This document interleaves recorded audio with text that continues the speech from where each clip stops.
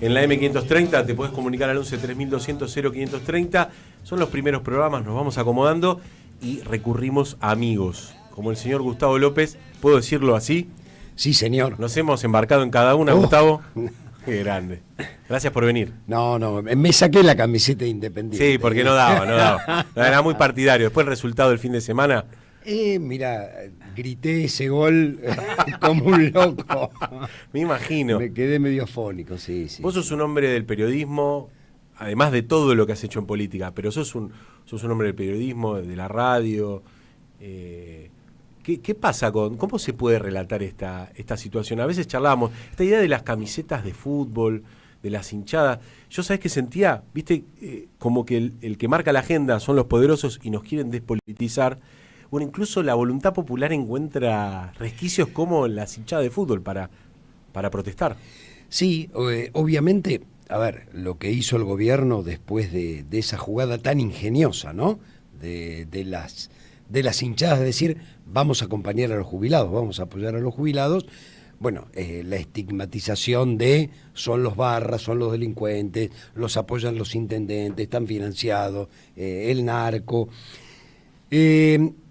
Obviamente hay una catarata de medios que juegan a eso. Pareciera que Clarín arregló con el gobierno la adquisición de Telefónica, porque ha cambiado el ángulo de la información, ha cambiado la manera en que hasta hace 2 semanas le pegaba el gobierno para que tenga, ahora solo le pega a Bullrich. Algunas facturitas se están cobrando. Bueno, todavía hay cosas por cobrar, evidentemente. Bueno, pero a Bullrich le pega, porque todo lo demás, fíjate lo que le están haciendo a la jueza Andrade, la jueza camporista. Yo no veo a los otros medios hablar de los jueces de Clarín, los fiscales de Clarín, los que fueron al agua escondido. Pero bueno, me parece que lo que sucedió el miércoles y lo de las hinchadas de fútbol ayudó a visibilizar algo que este miércoles me parece que el gobierno se va a tener que cuidar y mucho. Un juez en lo contencioso administrativo federal ya salió a decir que va a ir a la marcha y que va a observar con mucho detalle todo lo que está pasando. La situación es tan compleja que una de las reflexiones te hago, porque además, presentémonos bien, Gustavo López, además de ser el ex vice del ENACOM, vos sos parte de una fuerza política, de Forja. Exacto. Venís de la cultura política de la Unión Cívica Radical. Faltan partidos políticos, falta organización popular en esas marchas, porque después vos ves la cacería, cuando la ves detenidamente por las pantallas. Yo he estado en esas situaciones, justo los miércoles, no le importa a nadie, pero no puedo ir, justo el miércoles tengo que ir a buscar a los pibes, si no iría, pero me ha pasado de estar en varias de estas represiones que te suben a la vereda, eso te revela un poquito, pero falta organización de las fuerzas políticas, porque eso se puede repeler. O sea, esa técnica los partidos la tienen, para que no pase que nos casen así como mosquitos. Sí, cuando las movilizaciones tuvieron o a los partidos políticos o a la CGT, no hubo represión. Y cuando la hubo, en las marchas de la CGT, fue cuando los gremios se fueron. Entonces, quedaron pocos desorganizados. Pero cuando las organizaciones políticas o sindicales están presentes, no hay represión. Y cuando las marchas son multitudinarias de cientos de miles de personas, tampoco hay represión. Digo, la marcha universitaria no la tuvo, la marcha antifascista, la antifascista tampoco la hubo, el 24 de marzo no hay. Bueno, esas marchas son multitudinarias, pero la experiencia desde que asumió Milei hasta acá es que cuando en esas marchas había columnas organizadas, no había represión. La verdad que hoy estamos viviendo una crisis de los partidos políticos, hay una crisis de representación enorme. Yo la verdad que nunca vi del 83 a esta parte, y antes tampoco, digo, mi memoria política yo te diría que es de la década del 70. Si bien, porque no tengo memoria política de la década del 60, digo. Está bien. Uno no, a ver, yo ya había nacido. ¿Sos joven? Nací en el 57, soy un joven del año 57.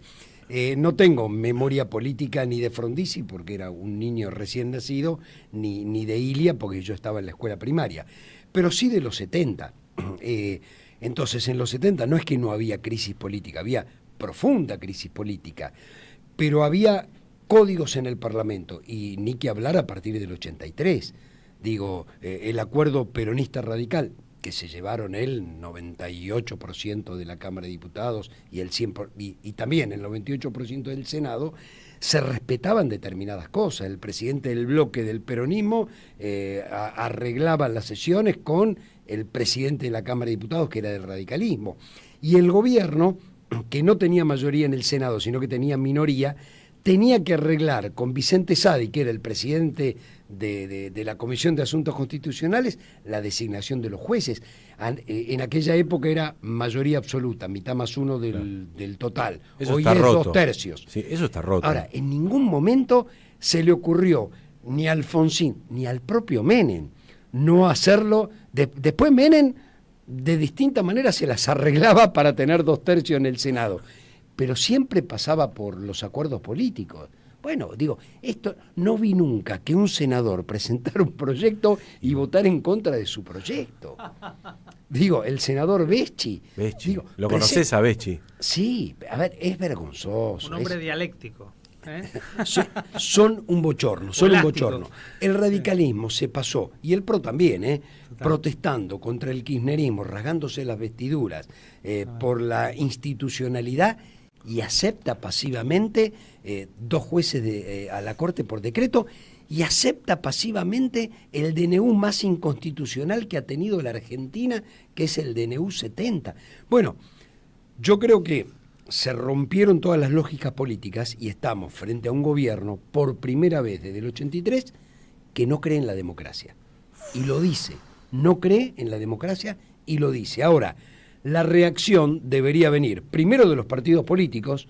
Digo, la corresponsabilidad de todo lo que pasa es del PRO, de la UCR y de Hacemos. Es la corresponsabilidad del desastre que está haciendo Milei. Y después de la Corte Suprema, que mira para otro lado. Digo, le tomaron el juramento a García Mansilla. No se puede creer. Bueno, frente a eso, frente a un gobierno autoritario, en los límites de la democracia, bueno, vos tenés que hacer muchas acciones políticas. Una es salir a la calle. La única vez que retrocedieron fue en la marcha universitaria. Y te lo digo como profesor universitario. Los tipos no querían ni siquiera pagar la luz. No querían pagar la luz. No querían pagar la luz. No querían pagar, sí, totalmente, los servicios. Porque lo que se consiguió con la marcha es que pagaran los servicios, claro, no el aumento de sueldos. Ah, terrible. ¿Sí? Bueno, que también fue cómplice un sector de la política, porque se vota el proyecto y después con el veto no hay insistencia, igual que con los jubilados. Ahora, vos tenés la movilización por un lado y por otro lado tenés las elecciones de octubre, donde tenés que dar vuelta a esta mayoría que hoy consigue con todas las derechas juntas. Ahora vamos a hablar de cómo se llega ahí, que parece que falta un montón, pero está a la vuelta de la esquina. Hablamos de las elecciones que este año van a marcar un antes y un después.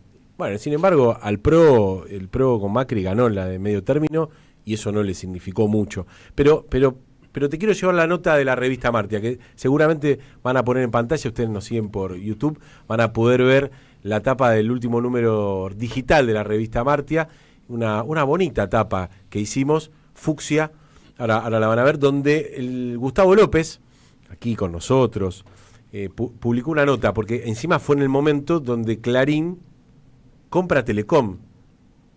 Recién la pregunta, ¿cuán monopólico es Clarín? ¿Mucho, poco? Demasiado. ¿Qué le falta? Demasiado. Yo te diría demasiado. A ver, ahí Clarín... estamos, perdóname, ahí estamos viendo la tapa y una de tus notas está ahí. Presidencia artificial. Después vemos si estamos con la señora Karina Milei, el signo pesos. Otro capítulo que se le abre a este gobierno. Otro escándalo. Sí. Otro escándalo. A ver, es muy grave lo de la compra de Telefónica por parte de Telecom. Primero, porque es una operación que excede lo que la ley permite.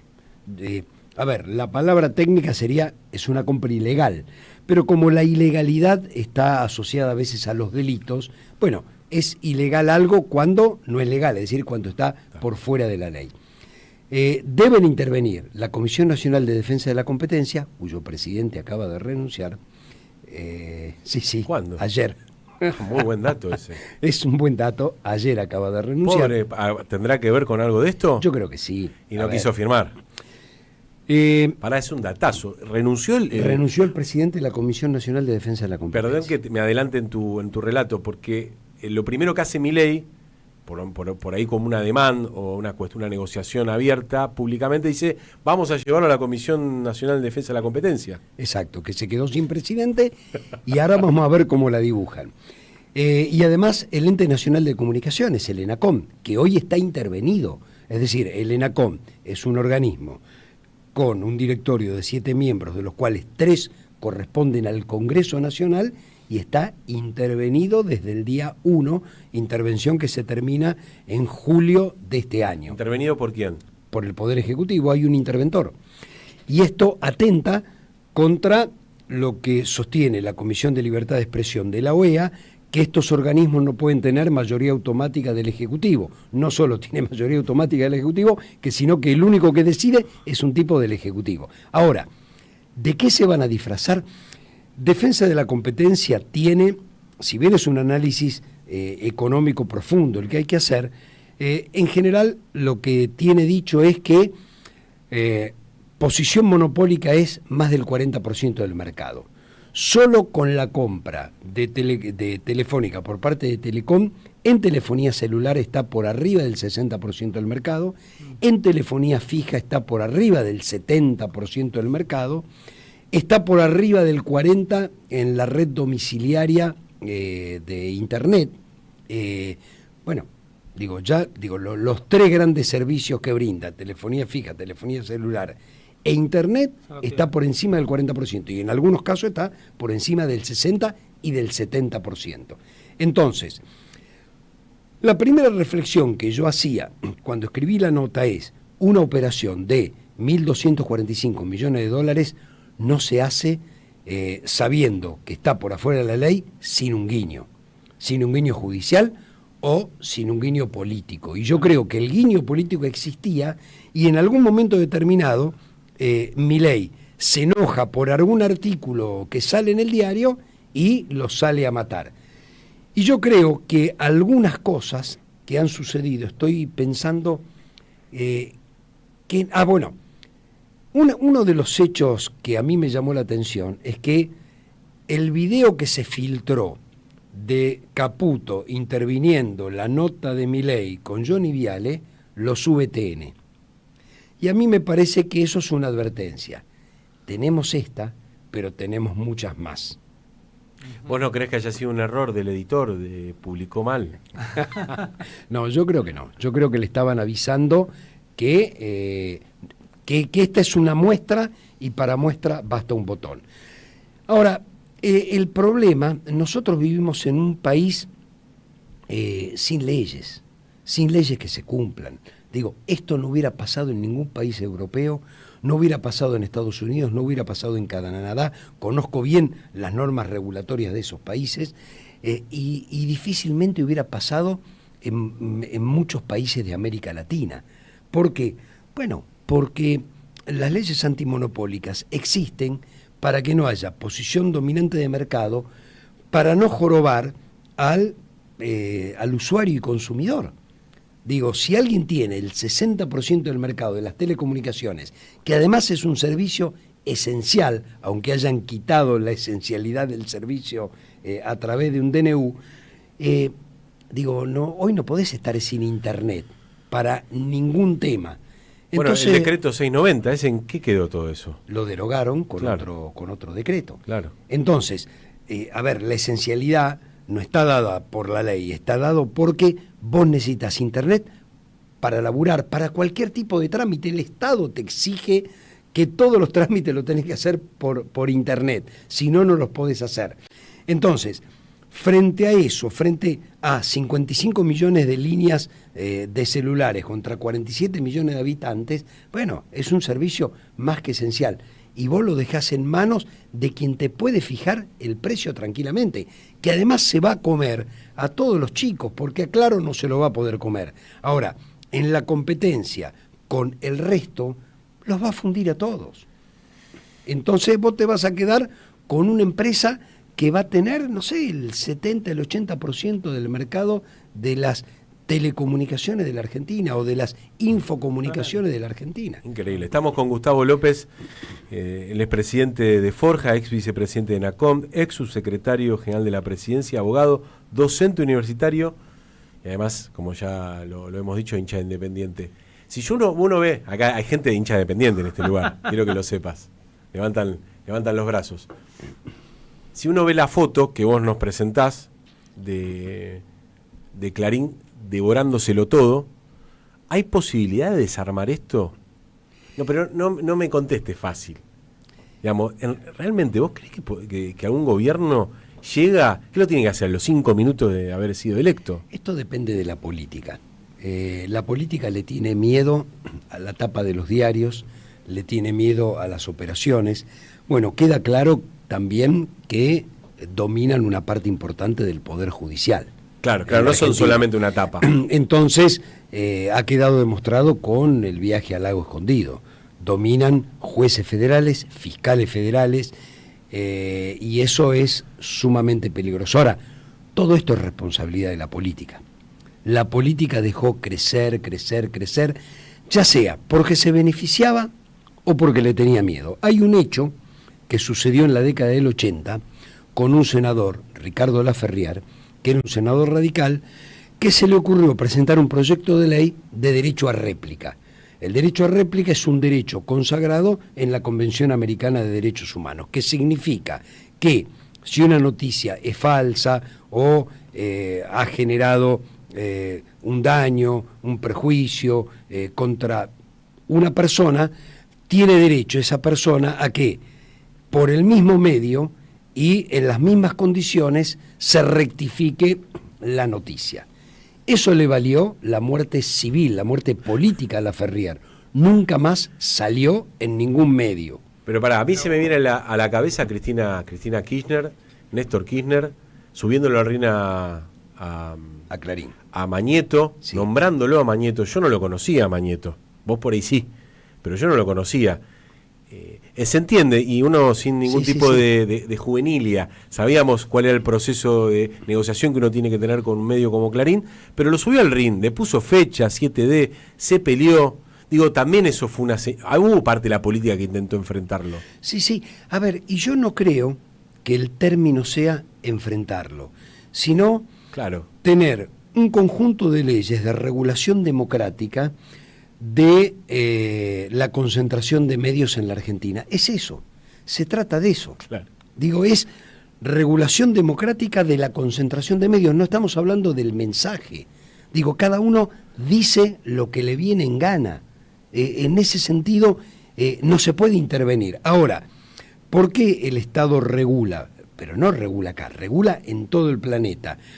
Porque se trata de un bien muy preciado, que es la libre circulación de las ideas, la libertad de expresión. Entonces el Estado debe garantizar con acciones positivas la mayor pluralidad y la mayor diversidad. Por eso la ley de medios tenía un 33% para la comunicación no comercial o comunitaria, porque se supone que las cooperativas, los sindicatos, la comunicación comunitaria tiene un punto de vista diferente a la comunicación comercial.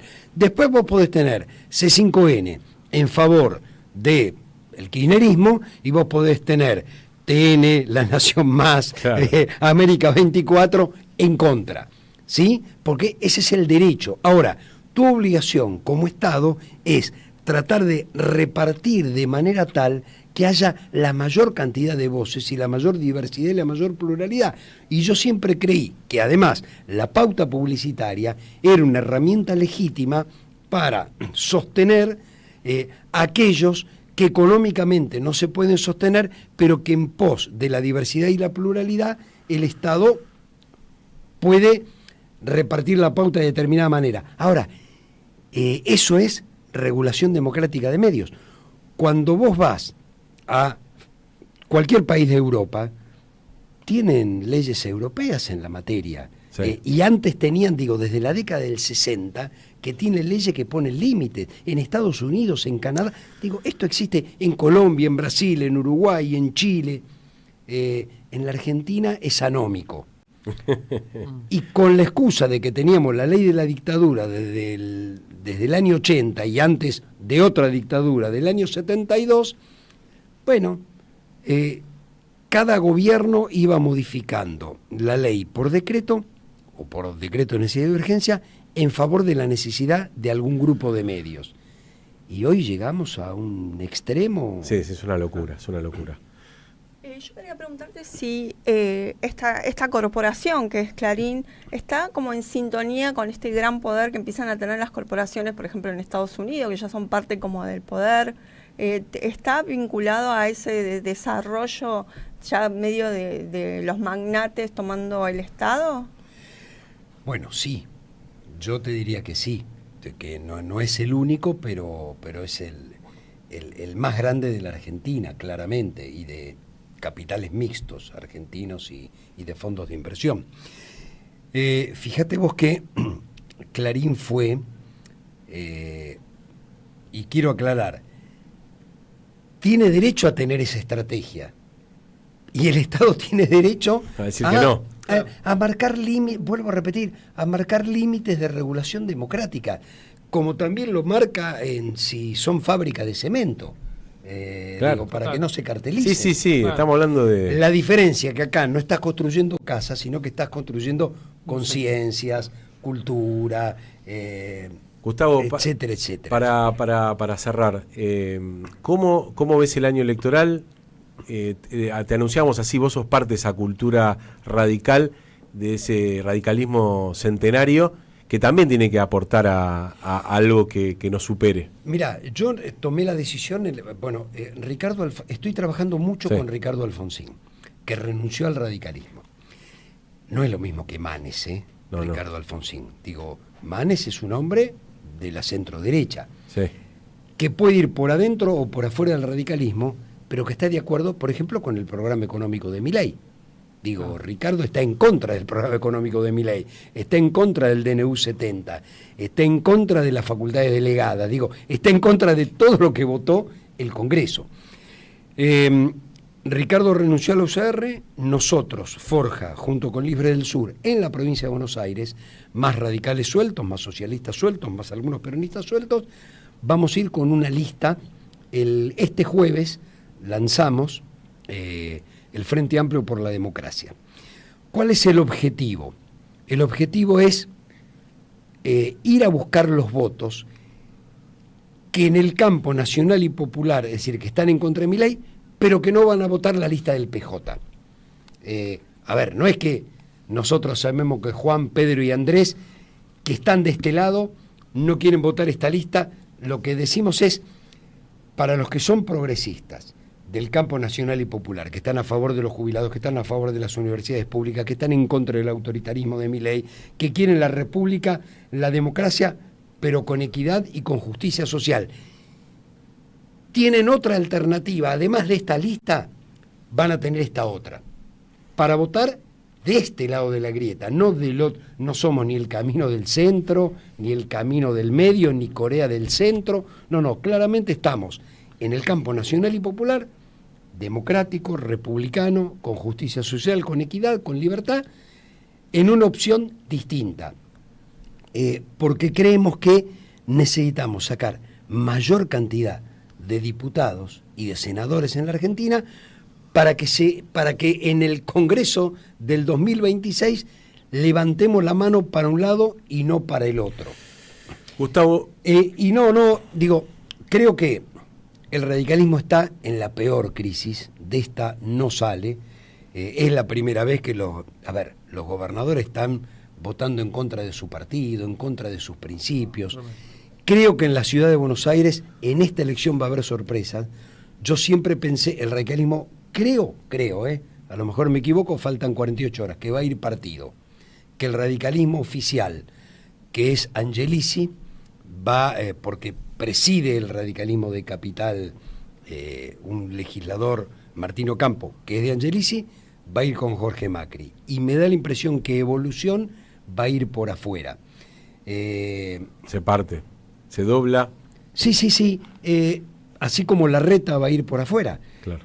Así que, bueno, es una crisis política muy grande donde hay que tener